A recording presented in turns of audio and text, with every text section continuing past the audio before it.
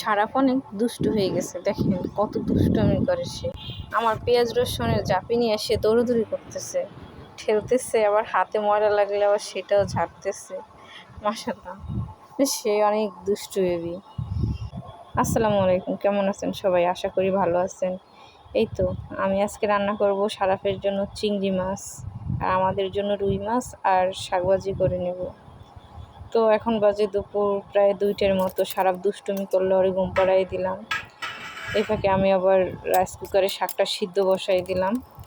যাই হোক, শাকটা সিদ্ধ হইতেছে, এদিকে আমি আবার পেঁয়াজ রসুন আর কাঁচামরিচ সেটা গেছে বাগার দেওয়ার জন্য রেডি করতেছিলাম। ভাই, দিন শেষে আপনাকে কেউ কাজে সাহায্য করতে আসবে না, সে যত বড়ই কাছের আপন যখন হোক না কেন। তো সারা সকাল থেকেই অসুস্থ একটু, তাই কাজ করতে দিতেছে না। এদিকে আমার রুই মাছটাও রান্না করা হয়ে গেছে, একটু জিরার গুঁড়ি দিয়ে দিলাম উপরে। ছাদে যাওয়ার সময় নেই, তাই ধনিয়া পাতাও আনতে পারলাম না। এদিকে চিংড়ি মাছটা ভাজা চড়াই দিলাম। চিংড়ি মাছটা হালকা ভাজা দিয়ে একটু আলু দিয়ে তারপর রান্না করব। ওই যে বললাম, কেউই কারণ না, যখন আমার ছেলেটা সজাগ থাকে তখন নেওয়ার মতো কোনো মানুষ পাই না যে দিয়ে আমি একটু রান্না করব বা কোনো কাজ করব।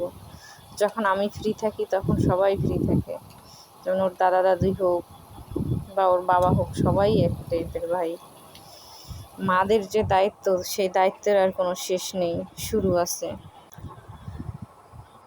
তো অনেক খারাপ লাগে, মাঝে মধ্যে অনেক কষ্ট হয়, মনে হয় যে কি আর করার, ধৈর্য হারা হয়ে আমাকে লাভ হবে না। কারণ আমার সারাপ এখনও ছোট, সে কিছুই বোঝে না ভালো মন্দ।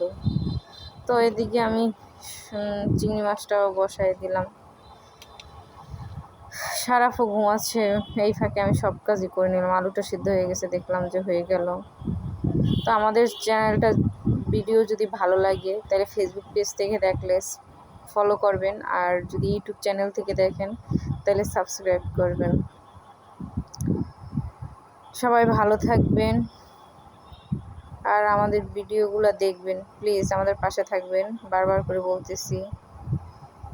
আর সেরকমের ভিডিও বানাইতে পারি না, কোনো ভুল হলে ক্ষমা করবেন। আল্লাহ হাফেজ।